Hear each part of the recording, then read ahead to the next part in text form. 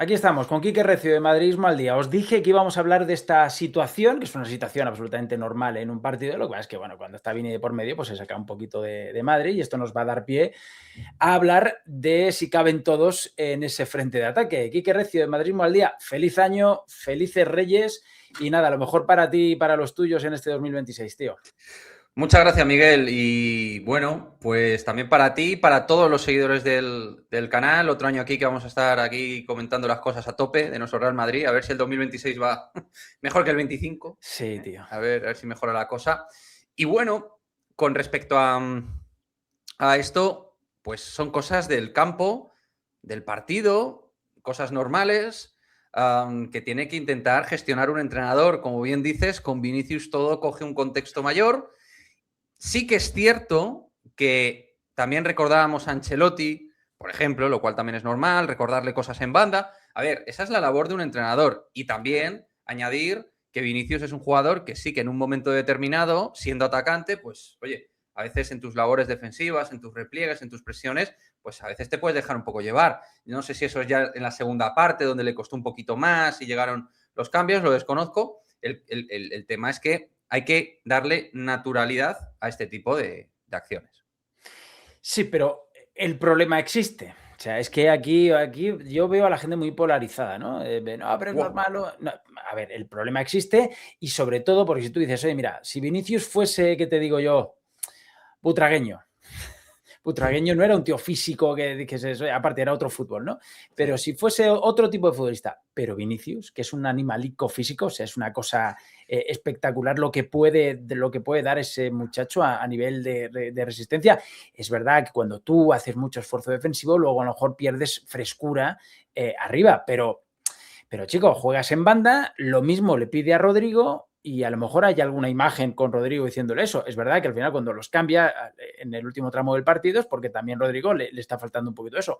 Pero si Xavi lo hace así es porque, aparte, hay una cosa importante aquí, ¿eh? Yo le he quitado todo el hierro ese que le quieren poner por los de siempre, ¿no? Pero por los gestos de Xavi, cuando le dice, venga, hostia, como diciendo, venga, hostia, que te tengo que estar tirando todo el rato como yo a mi hijo para que haga los deberes ahora en Navidad. O sea, de venga, Luca, que tienes. Pues es lo mismo. Quiero decir, el problema existe. Luego mi hijo responde con ello, pero hay que tratar todo el rato de recordárselo, ¿no? Sí, y claro, Vinicius tiene que ser, pues como hablas de Luca, pues Vinicius tiene que ser un buen estudiante, ¿no? Y tiene que aplicar un poco lo que el profesor le está comentando. Pues sí, me parece que hoy en día, tú como en el fútbol actual has dicho, ¿no? Has comparado lo del buitre, época futbolística distinta. Hoy en día es normal que los atacantes tengan que cumplir con bastantes deberes defensivos que quizá en otra época no se debía tanto por otro tipo de fútbol y tal, pero hoy en día es muy normal la necesidad de los atacantes de en ciertos momentos ajustar, presionar, replegar y de hecho creo que este Real Madrid actual de ahora mismo de Xabi Alonso no está siendo tan, digamos, incisivo a la hora del bloque alto, está siendo un Madrid más bloque medio, un poquito más anchelotesco, ¿no?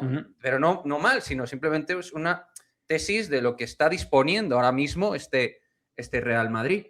Entonces, hay responsabilidades defensivas de cada uno de los 11 futbolistas, Miguel. Y Vinicius lo tendrá que entender igual que cada uno de sus compañeros. Yo me acuerdo de una vez que salió también, no sé si fueron estos de Dazón que lo sacaron, pero como no sé si fue con Sabio, ya anterior, el año pasado, con Ancelotti, como dándole a entender, quieres que baje, pero luego no puedo repetir el esfuerzo en ataque, ¿no? Como Ya. que, claro, ¿qué quieres? ¿Que baje, que haga de todo?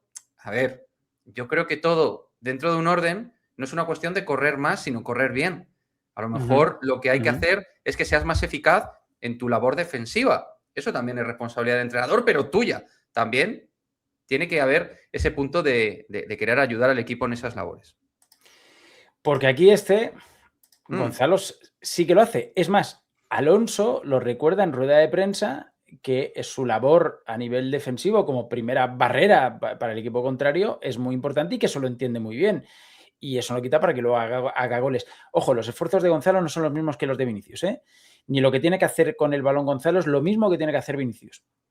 pero, pero yo siempre pienso que el equipo va a funcionar mejor colectivamente con un muchacho como este arriba, porque no solo desde el punto de vista ofensivo, fijando centrales, cargando el área, estando en punto de penalti y tal, sino también defensivo, empezando la presión para una incomodidad, para el contrario, para sacar el balón. Joder, colectivamente siempre te va a funcionar, entiendo, mejor. Por lo tanto, para ti debería ser titular indiscutible y ya entre los otros tres, Rodrigo, Vinicius y Mbappé, buscarse 2 huecos más, tío. Es la gran pregunta, ¿eh? Lo que tengo muy claro es que Gonzalo García tiene que ser un recurso muy importante, que no puede ser un futbolista como hasta ahora prácticamente arrinconado en el baúl del recuerdo del banquillo. Tiene que ser por perfil mucho más empleado porque es el único en su especie dentro del equipo. Claro. Porque todos los demás futbolistas son o segundos delanteros, o extremos, o falsos extremos, mediapuntas, etc. Solo por necesidad de guión ya lo tienes que apuntar dentro de la dinámica. Si encima es un chico disciplinado, inteligente, muy correcto en el esfuerzo, pero que tiene ese ADN muy Real Madrid, porque es un jugador que se describe mucho para los más nostálgicos y con más canas como un jugador de otra época. Gonzalo tiene cosas en lectura sin balón, movimientos de área, de delanteros de otra época. Yo lo hablaba con Ricardo Ramos Neira y decíamos, pues es que si coges una pizquina de Santillana, tienes ahí el tren inferior, esos muslos y el salto sin medir 1,90, porque Santillana no medía 1,90, no era excesivamente alto, pero tenía un timing y un salto brutal. Gonzalo lo tiene. Luego, gente como Morientes o José Lu, gente muy de área, pícara, lista y con buen remate de cabeza en cuanto a la técnica. Gonzalo también lo tiene eso. Pero encima tiene esas cosas un poquito, desde el respeto, porque es una leyenda y es otro nivel, pero tiene esa lectura sin balón raulesca también de área, ¿no? Insisto, que esto en los comentarios dirá alguno, bueno, ya estamos aquí comparando con tal. Estoy diciendo por tipología de jugador, no digo que vaya a llegar a ese rendimiento, pero es una necesidad y de la necesidad hay que hacer virtud. Gonzalo García es una necesidad para Xabi Alonso y para el Real Madrid. ¿Titular indiscutible? Pues no lo va a ser porque obviamente están Kylian Mbappé y Vinicius Junior, que para Xabi Alonso, este Xabi Alonso actual, con toda la precaución lo voy a decir, pero la meritocracia la ha dejado de aquella manera por una gestión más cercana con los jugadores, menos intervencionista con lo meritocrático. O con Vinicius, por ejemplo, al principio de temporada te lo dejaba en el banquillo, te lo iba metiendo. O sea, era muy importante, pero no indiscutible. A día de hoy es indiscutible. ¿Qué va a hacer con Vinicius? ¿Dejarlo en el banquillo, meter a Gonzalo con Mbappé cuando Kylian esté recuperado? No. ¿Qué va a hacer? ¿Quitar a Rodrigo, que es su volante derecho para cierre en el 4-4-2 bloque sin balón? No. ¿Y qué va a quitar? ¿A Mbappé? Pues no. Lo que pasa es que, al igual que en el Mundial de Clubs, la ha encontrado sitio porque no está Mbappé y ha requerido de sus servicios. La pregunta clave es, después de lo de el Betis, ¿va a usar de verdad como un jugador importante, no digo titular, pero importante en ataque a Gonzalo García? Pues eso lo resolveremos desde el término constancia y tendencia. Hasta que no haya una tendencia, no lo vamos a saber. Pero vamos, lo que yo sí sé es que Gonzalo es necesario, es rentable y sin Endrick de por medio encima, es ahora mismo tu recurso más claro desde el banquillo en zonas de 9. Poniéndote esto, sabes a lo que me voy a referir ahora, ¿no? Yo creo que el Madrid necesita un delantero, vamos a explicarlo, son las dos jugadas del primer y tercer gol, el segundo es una genialidad, la baja con el pecho y la coloca ahí, pero es el primero y el tercero es una clase de cómo desmarcarse, lo que tiene que hacer un delantero para volverle loco al defensa, ¿no? Y esto, sin Gonzalo en el campo, no lo hace ni Mbappé, ni lo hace Vinicius, ni lo hace Rodrigo, no lo hacen porque no son ese tipo de jugador. Mbappé se las fabrica de otra manera. Vinicius es puro acceso a gol, también los hace, ya debería marcar alguno después de 16 o 17 partidos, pero bueno, y Rodrigo también las fabrica y tal. Pero aquí el que hace estos movimientos en el equipo es Gonzalo. Ojo, también Endrick tenía mucho de esto, pero Endrick ahora mismo está en el Olympique de Lyon. Sí. Y Gonzalo, tanto en el primero como en el segundo, amaga al segundo, luego al primero, luego al segundo y luego al primero. Estoy hablando del de arriba, ¿no? O sea, de ambos al final. Ya no sé sí, si los dos hacen el mismo. No. Exactamente. Lo que pasa es que en uno va al segundo y en otro va al primero, ¿no? Pero es eso, ¿no? Jugar con esa ventaja que tiene siempre el delantero, que es el que le está marcando al central todo el rato dónde va a ir. Y bueno, es que el central se vuelve loco, porque al final pierde la marca, claramente, pero tienes que hacer todos esos movimientos, ¿no? Y esto, insisto, no lo tiene nadie en el Real Madrid salvo él. Y esto en un equipo es mucho gol. Ahora, si prescindes de ello, bueno, pues Mbappé te puede llegar de una manera y Vinicius de otra y Rodrigo de otra, pero no te van a llegar así.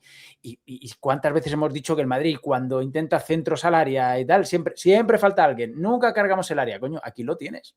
Ahora, luego ya es atreverse, pero lo que dices tú es muy difícil, porque cuando estén sanos todos va a ser muy difícil que lo ponga, ¿no? Porque los 4 juntos, evidentemente, tampoco, al final, tú tienes que buscar tu equilibrio como equipo. Tienes que ser equilibrado sin balón, sostenible en el juego y competitivo. Entonces, Gonzalo, Rodrigo, Mbappé y Vinicius en un 11 tipo no lo veo viable. Obviamente, en un contexto de teniendo que tocar la trompeta, hablando así claramente, de tener que buscar el gol, pues puedes meterlos en un riesgo táctico muy alto, pero no como una cosa de sostenible de jornada a jornada, como una idea primaria para el equipo. Pero vuelvo a lo mismo, es que Gonzalo es un recurso único dentro de la plantilla y tu obligación como entrenador es rentabilizarlo. Lo que sí que voy a añadir es lo siguiente. Si, por ejemplo, Vinicius ahora mismo, a alguno le va a molestar esto, pero si Vini, que va a ir a 16 partidos sin marcar, o sea, lleva 15, veremos 16, perdón, que me he equivocado, pues oye, si en un momento determinado te entra a meter a Gonzalo en lugar de Vinicius, hazlo. Ahora mismo no, es verdad, porque yo a Mbappé no le forzaría, desde luego, para la Supercopa. Mi delantera, con lo que hay ahora mismo, es Gonzalo y Vinicius. Pero si de aquí a 3 semanas Vini sigue con una tendencia de no ser resolutivo arriba, de no marcar gol, de no ser, digamos, determinante e impactante, pues si en un momento determinado tienes que meter a Gonzalo con Mbappé, perfecto. E incluso si Mbappé ves que no se te recupera bien, que siga y tal, y lo tienes que ir metiendo poco a poco, insiste en Gonzalo. Pero Gonzalo tiene que ser una figura absolutamente importante. ¿Cuánto de importante? Pues eso vuelvo a lo otro, constancia y tendencia. Veremos el tiempo qué es lo que dice. Lo malo es la trampa en la que siempre se ve Xavi, porque ayer tuvo la libertad de poner a Gonzalo porque Mbappé estaba lesionado, sí o sí. Entonces pone a Gonzalo, ok. Pero cuando están sanos todos, hay un momento del partido en el que el cuerpo le pide a Xavi Alonso poner a Gonzalo, y lo hemos visto, hasta que ha podido jugar el chaval, han estado sanos todos, y hostia, no lo puede poner porque dice, ¿a quién quito, macho? ¿A quién quito? Si quito a este, me pone cara. Si quito a este otro, igual de ese gol que tiene, pues ya lo pierdo, ¿no? Y es esa trampa en la que siempre cae. Pero Xabi Alonso, entonces la pregunta que nos tenemos que hacer es, ¿para qué vino? ¿Para bailar las caras? Quiero decir, o sea, él es entrenador del Real Madrid. Yo entiendo que tienes que gestionar grupo y esto es el Real Madrid. Luego ese vestuario tú lo tienes que aguantar. Pero creo que sinceramente merece la pena por el rendimiento del equipo apostar siempre por la meritocracia y sobre todo por chavales que además tienen un punto, Miguel, de identidad que reflejan al equipo, que yo creo que el Real Madrid también necesita un poquito. Yo no soy de aquellos que ven de cantera permanentemente y que hay que tener 300 canteranos por tener. No, pero si tú tienes una serie de materiales en forma de cantera como Gonzalo que te dan muchísimas soluciones, apuesta por ello. Cuídalo, mímalo. Y si hay jugadores que, por muy estrellas que sean, en un momento dado bajan su rendimiento, oye, apuesta por Gonzalo, que además lo que va a hacer es aumentar la competitividad. Las caras, pues las caras están muy bien. Si a Vinicius le molesta que le cambien o no le ha gustado en ese momento salir del campo, pues es algo normal, pero Xabi Alonso, para eso es entrenador del Real Madrid, tiene que saber gestionar ese tipo de situaciones. Mira, en uno de los vídeos anteriores he hablado de las declaraciones de Capello. Vamos a hablar ahora del mediocampo, ya para estos últimos 10 minutos, pero me estoy acordando lo que dijo en Madrid, los de arriba nunca han presionado y no lo van a hacer. Bueno, es relativo eso también, porque vamos a ver, ¿qué hizo Capello en enero de 2007? Harto ya de Ronaldo Nazario, cada vez que lo ponía, pues el tipo, sí, muy bueno Ronaldo, obviamente, pero luego no es que no presionase, o sea, es que, en fin, es que iban dando hasta que luego le cayese el balón, porque esos fueron los últimos años de Ronaldo Nazario. ¿Y qué hizo? Pues, hostia, lo vendió. ¿A quién tenía para presionar arriba? Pues a Raúl, y se fichó a un Higuaín que era un loco de cuando tenía aquella juventud tan impactante. Era un tipo que Higuaín, joder, fue decisivo en la liga de las remontadas, pero ¿cómo presionaba aquel Higuaín?